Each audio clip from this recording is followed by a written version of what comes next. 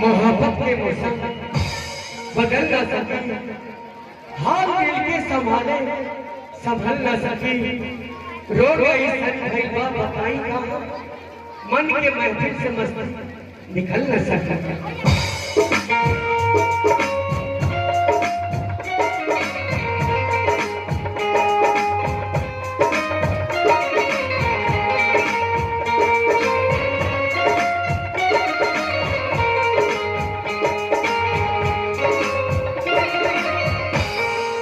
गजब के रोग जवानी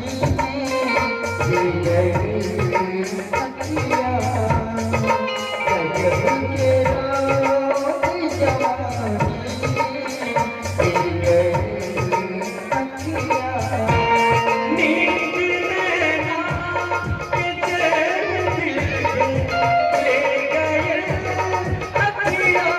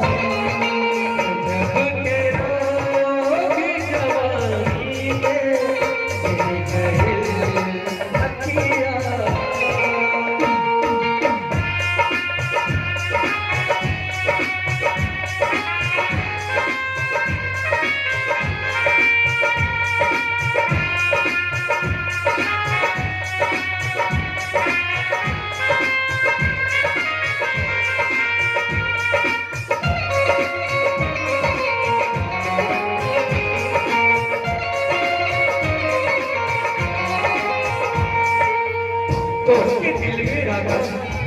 दिल के अरमान बनाते, उसके दिल में राजा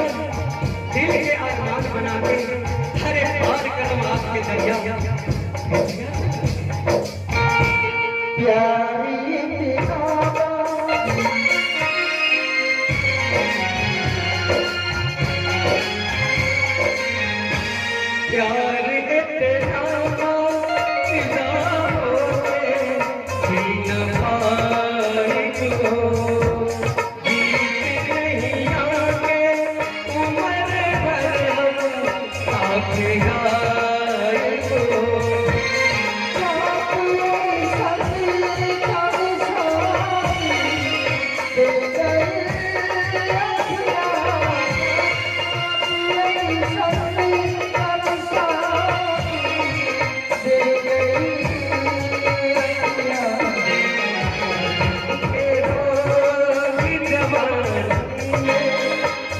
गए